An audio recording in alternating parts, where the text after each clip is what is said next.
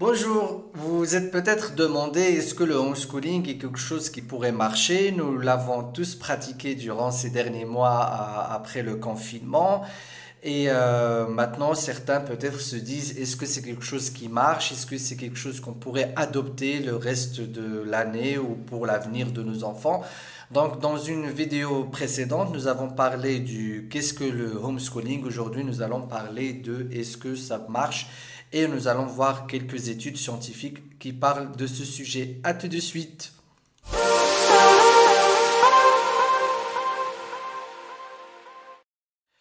Super, donc tout d'abord je tiens à vous dire encore une fois merci pour toutes les personnes qui suivent cette série vidéo. On parle du homeschooling ou de l'école à la maison, est-ce que ça marche, comment l'adopter, comment le réussir et quelles sont les pédagogies à adopter si vous décidez de suivre ce mouvement qui est celui du homeschooling et de permettre à vos enfants d'avoir une scolarité adaptée, personnalisée et à domicile.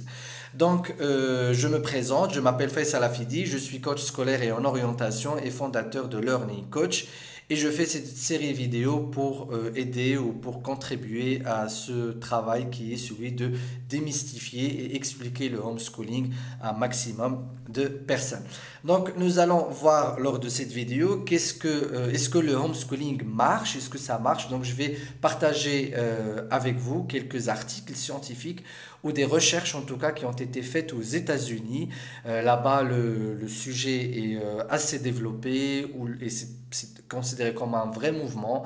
Nous avons parlé lors de la vidéo précédente du fait de qu'est-ce que déjà le homeschooling et nous avons surtout parlé du fait que ce n'est pas les parents qui enseignent automatiquement à leurs enfants. C'est une façon de pratiquer le homeschooling. Ça peut être un des deux parents, ça peut être les deux parents, comme ça peut être aussi adopté par des parents qui travaillent à plein temps en organisant une instruction par d'autres intervenants, mais qui permet toujours de rester dans le cadre familial, de rester dans l'environnement de l'enfant, de ne pas sortir de son environnement et surtout de lui offrir un programme individuel et personnalisé pour qu'il puisse suivre sa scolarité en suivant son rythme. Donc, comme je l'expliquais lors de la vidéo précédente, le homeschooling, c'est une organisation à mettre en place et non pas un sacrifice un des parents ou les deux parents pourraient faire.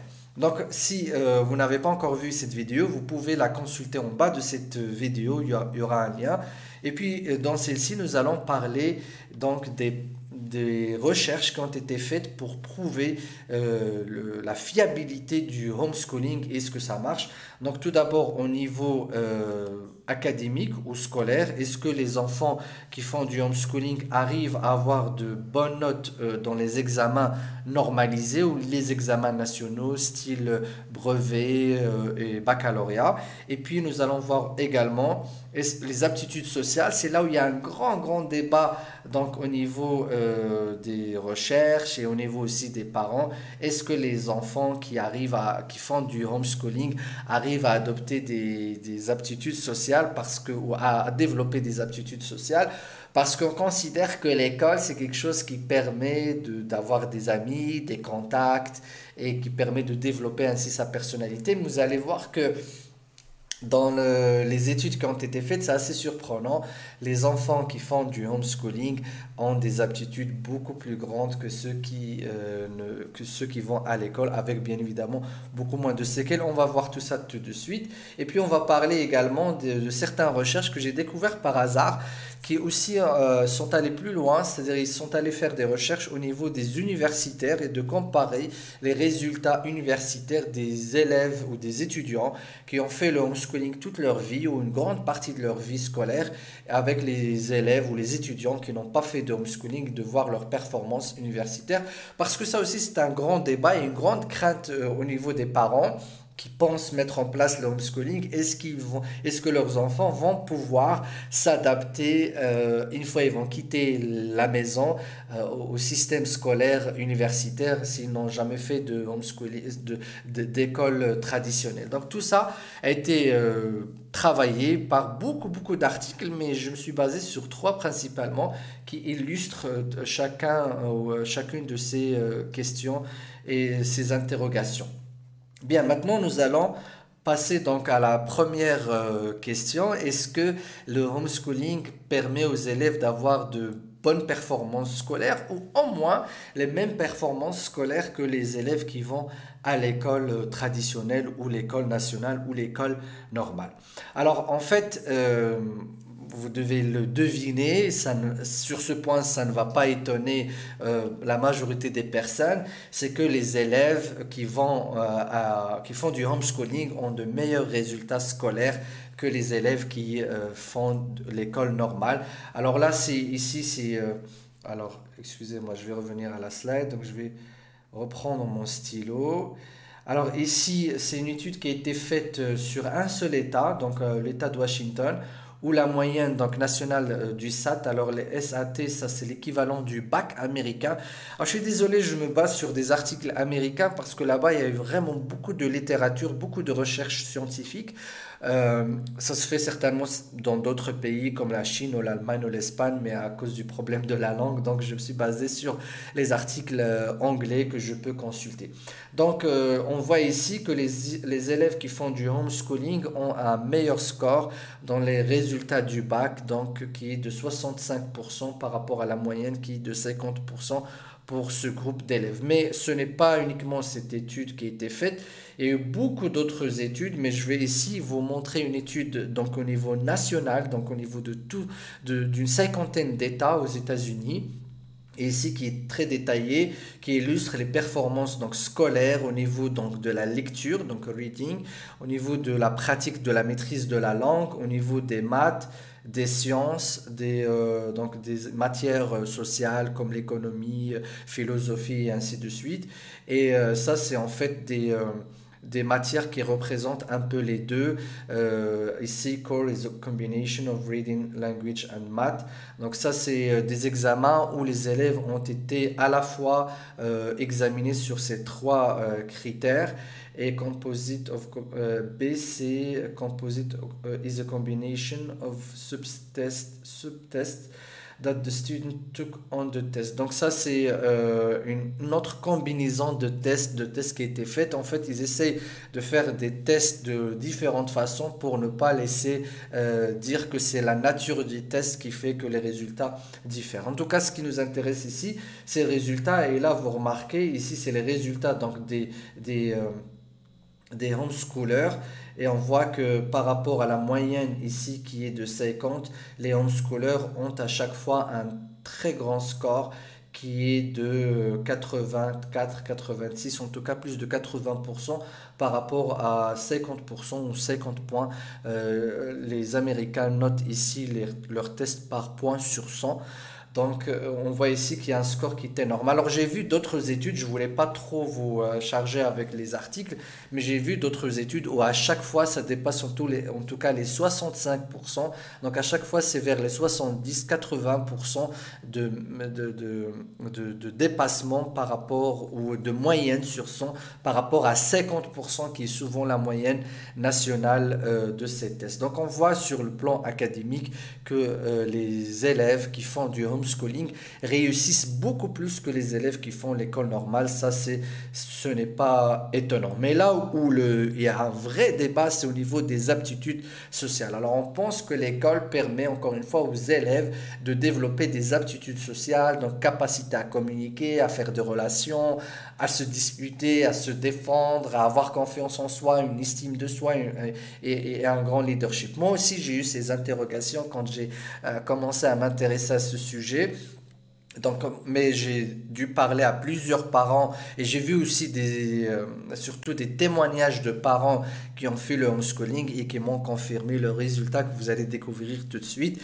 C'est assez étonnant, mais quand les parents qui font le homeschooling vous expliquent d'où ça vient, et on va en parler à la fin de cette vidéo, vous comprenez pourquoi les enfants qui font le homeschooling ont moins de problèmes donc de confiance en soi et d'estime de soi. Et là, j'ai inversé les phrases parce que cette phrase, je voulais la donner en second lieu. Celle-ci, plus d'activités parascolaires, ça c'est la raison. Mais le résultat, c'est celui-là, c'est que les enfants qui font du homeschooling ont beaucoup plus de confiance en eux et plus d'estime de soi.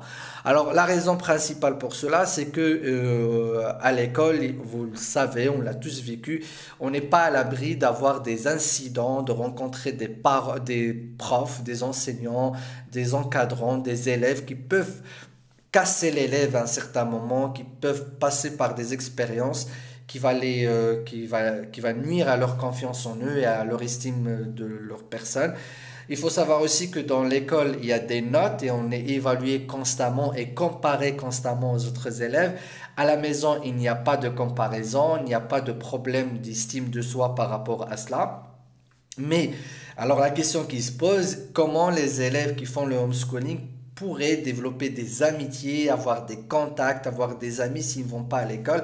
Et en fait, c'est un mythe parce qu'à l'école, déjà, les enfants ne se rencontrent que pendant les 15-20 minutes de la récréation et pendant les trajets donc, de l'école en faisant toujours moins d'activités parascolaires. Alors que les enfants qui font du homeschooling ont beaucoup plus de temps pour faire du parascolaire et ont beaucoup plus de temps libre. Donc, en général, soit ils se retrouvent entre eux en communauté, soit ils font beaucoup d'heures d'activités parascolaires pendant les week-ends, beaucoup de travaux associatifs.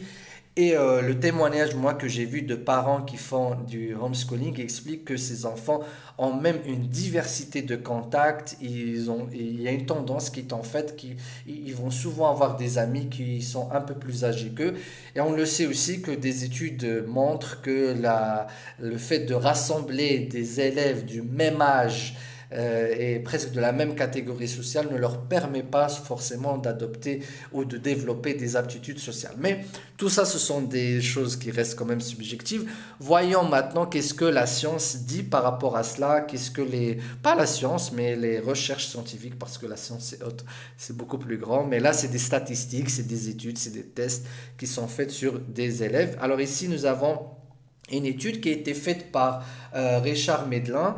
Donc ça c'est un psychologue donc, qui a fait des tests sur des enfants qui ont fait des études à la maison, qui ont appris à la maison, des homeschoolers, et qui les a comparés à des élèves qui ont fait des études à l'école normale. Et donc ici déjà, on voit qu'il y a une grande revue scientifique. Donc vous allez constater ici que déjà en 1987, il y a déjà des études qui avaient démarré pour comparer les élèves socialement, des élèves qui ont fait l'homeschooling et les élèves qui ont fait l'école normale. Donc ici, il commence par un état de recherche, c'est-à-dire où est-ce qu'on en est, et le débat qui existe et toutes les preuves, les études qui ont été déjà faites avant lui, pour ensuite lui renforcer cette étude-là avec d'autres types de tests et avec d'autres analyses. Donc, je vais vous mettre le lien de cette recherche en bas de cette vidéo, comme ça vous pouvez lire tout l'article et toute la discussion qu'il y a derrière avec toutes ces références et tous ces articles en lien avec cette étude. Donc, alors, qu'est-ce que dit Richard Medlin? La conclusion de cette recherche, c'est que les enfants qui font du homeschooling ont beaucoup plus d'aptitudes sociales et beaucoup plus de leadership surtout. Donc, ils sont beaucoup plus confiants et beaucoup plus meneurs que les enfants qui font l'école normale. Donc, encore une fois, moi, je pense que c'est dû à une sécurité que vivent les enfants qui font l'école à la maison, qui les prive un peu ou qui empêche un peu, qui tombent dans des situations qui vont ensuite développer chez eux des complexes de personnalité. Mais en tout cas, il y a aussi la question de l'épanouissement. Mais ce qui explique beaucoup Medlin, c'est que les parents qui font du homeschooling font très attention au développement des aptitudes sociales justement de leurs enfants parce qu'ils ont cette crainte-là et ce qui fait ils suivent vraiment le développement personnel de leurs enfants. Et d'ailleurs moi la maman que j'ai entendu la première fois expliquer son choix du homeschooling, elle a dit que finalement elle a fait ce choix-là parce qu'elle veut que ses enfants soient épanouis. Donc ça n'a pas de sens chose qu'elle les voit chez elle, qu'il ne les voit pas épanouis, qu'elle va les garder quand même à la maison. Donc, au contraire, elle constate qu'il y a vraiment une grande évolution sociale et psychologique chez ces enfants comparé aux enfants qui vont à l'école. Et donc, il y a beaucoup de recherches. Vous allez voir ici, il y a beaucoup d'articles qui ont été faits sur le développement social. On dirait que c'est assez confirmé. Les enfants qui font le homeschooling ont plus d'aptitudes sociales que les enfants qui font l'école normale. Alors, on arrive donc à la réussite aux études supérieures. Donc, ici aussi, on remarque que les homeschoolers sont mieux préparés pour les études supérieures que leurs camarades qui font l'école normale. Encore une fois, ici, on va parler d'une étude qui a été faite donc, dans une université de Floride. Donc, c'est Ave Maria University. Donc, c'est une université catholique.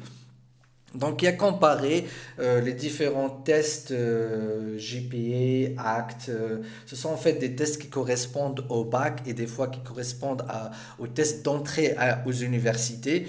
Et ils ont aussi, je pense, fait des études par rapport à leurs notes universitaires et ils ont constaté que les élèves, encore une fois, qui font les études, qui ont fait leurs études en homeschooling, obtiennent de meilleurs scores au niveau universitaire et au niveau des tests universitaires que les élèves qui ont fait l'école normale. Donc, la conclusion de cet article, c'est que les élèves qui font du homeschooling sont mieux préparés, mieux armés pour réussir dans les études supérieures et que bien évidemment le fait qu'ils passent de la maison à l'université ne perturbe pas du tout leurs résultats et leurs performances académiques.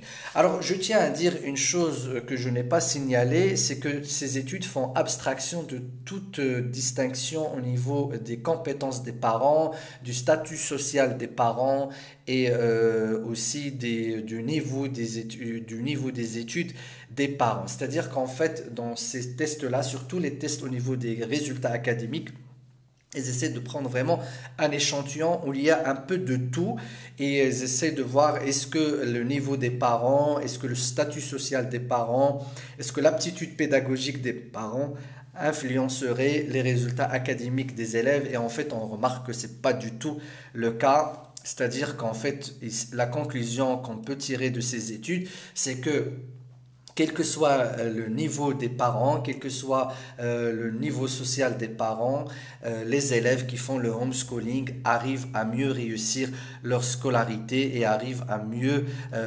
réussir leur développement donc personnel et psychologique et ils arrivent donc mieux à réussir dans leur scolarité au supérieur. Maintenant, ce que nous allons voir, c'est pourquoi ça marche. Alors là, je vais donner vraiment mon analyse personnelle. Je suis impliqué dans l'enseignement depuis maintenant 10 ans. J'ai dirigé donc un établissement scolaire. J'ai enseigné. Je suis directeur pédagogique également. Donc, je vais donner mon analyse pourquoi le homeschooling a plus de chances de marcher s'il est adopté par des parents que la scolarité normale. Alors, je vais donner 3 raisons. Ça, Apprendre sur l'apprentissage c'est actif. évidente en fait. Alors, excusez-moi, donc je vais passer au slide. Donc la première raison, c'est que tout d'abord, c'est un système qui est choisi et non subi. Quand les parents décident de faire le homeschooling, bah, ils décident de le faire. Et ils mettent en place une organisation, ils mettent en place un emploi du temps, ils mettent en place le programme, ils mettent en place la méthode pédagogique avec laquelle ils vont travailler. Ils s'adaptent avec leurs enfants, avec leur rythme personnel et celui de leur famille. Et ils mettent en place le programme des vacances. Donc, c'est un système qui est choisi. Et donc, comme il est choisi, ben, il permet d'avoir une certaine liberté, il permet d'avoir un certain confort et il permet d'avoir le luxe d'avancer correctement et de ne pas se tromper de pédagogie. Alors que quand on va à l'école, ben, on subit tout. On subit la méthode pédagogique, on subit la personnalité et les personnalités des enseignants, on subit l'emploi du temps et beaucoup d'études, par exemple, rien que l'emploi du temps montre que les élèves ne peuvent pas se concentrer à partir de 8h jusqu'à 9h, voire 9h30, et que l'école ne devrait pas commencer très tôt le matin. Ça, c'est un exemple. Les écoles qui dépassent les 7-8 heures de cours par jour, donc ne permettent pas d'avoir de meilleures performances scolaires de leurs élèves. Donc il y a beaucoup de choses qui montrent que le système scolaire est assez figé et est assez imposant, ce qui expliquerait que le homeschooling marche assez bien par rapport aux performances des élèves. Donc la deuxième raison, c'est que ça correspond au développement naturel de l'enfant. Tous les grands pédagogues de ce monde prennent l'idée qu'il ne faut pas sortir l'enfant de son cadre naturel, qui est son cocon naturel, qui est sa famille, sa maison, ses parents, ses liens sociaux importants, et il ne faut pas le mettre brusquement dans un système rigide, codifié, qui est souvent celui de l'école, parce qu'il sera toujours plus performant dans son milieu naturel, étant donné que l'éducation humaine dure des années. Et même au niveau des adolescents, c'est toujours mieux qu'ils puissent rester dans leur milieu familial, qu'ils puissent évoluer dans leur milieu naturel qui est leur chez-soi, leur maison. Donc le homeschooling en fait match beaucoup plus le développement naturel. D'ailleurs, les écoles qui se disent aujourd'hui alternatives ou qui se disent modernes, qu'est-ce qu'elles font? Elles essayent de ramener les ingrédients du domicile à l'école, c'est-à-dire on essaie de mettre les tapis dans les classes, on essaie de créer un cadre qui ressemble à celui de la maison, on essaie d'enlever les tables et les chaises et de mettre en place des bureaux qui ressemblent à ceux qu'on aurait à la maison. Donc les écoles qui essaient de devenir modernes n'essaient que de reprendre le système du homeschooling et de l'appliquer à un grand nombre d'élèves. Mais encore une fois, ça reste très limité, et donc le homeschooling marche parce que c'est quelque chose qui correspond parfaitement au développement naturel de l'enfant. Puis, je pense que la troisième raison qui fait que les élèves réussissent beaucoup mieux dans le homeschooling à tous les niveaux, donc au niveau académique, social et universitaire, c'est qu'il y a beaucoup plus de flexibilité, de disponibilité, d'adaptabilité. Donc, on est très libre au niveau du programme. On peut revenir sur la même leçon plusieurs fois. On peut s'attarder sur une leçon quand l'enfant n'arrive pas à l'acquérir. On peut revenir à une ancienne leçon si l'enfant en a besoin pour apprendre une nouvelle. Donc, on peut s'adapter au jour où l'enfant n'est pas très apte à apprendre, quand il est malade, fatigué ou s'il y a des soucis de famille. Donc, ces trois mots font en fait la réussite de tout programme scolaire. Aujourd'hui, les écoles, ce qu'elles font, c'est qu'elles recherchent activement à avoir cette flexibilité, chose qui est très difficile à avoir à l'école. L'école, c'est un train, il faut avancer, leçon après leçon après leçon, puis un examen, et puis on passe à d'autres leçons. Et c'est extrêmement difficile de revenir sur une ancienne leçon. C'est pour ça que les enfants, quand ils perdent le rythme à l'école, c'est perdu souvent pour toujours, et ils n'arrivent plus jamais à se remettre sur pied quand ils commencent à avoir de mauvaises notes. Donc la disponibilité, les enseignants, on le sait, c'est pas de leur faute, c'est le système qui est comme ça, ne peuvent pas être disponibles pour 30 élèves, et souvent quand ils ont 2 classes, voire 3 classes, ça devient infernal et c'est impossible qu'on puisse accorder plus d'une ou deux, 3 minutes par élève. Et puis on ne peut pas s'adapter, ça on le sait, dans un système scolaire où il y a beaucoup d'élèves, où il y a beaucoup de profils. C'est pas du tout fait pour que ça soit adapté à chacun de ces profils. Donc voilà les raisons pour lesquelles je pense que le homeschooling marche. Et si je ne donne pas encore une fois les avantages du homeschooling, mais juste j'explique pourquoi objectivement ce système pourrait mieux marcher que le système traditionnel. Ceci dit, il faut encore une fois que les parents décident de le mettre, et il faut bien penser l'organisation qui va permettre à cet enfant, à ces enfants-là d'avoir ce homeschooling et d'avoir cette scolarité chez eux.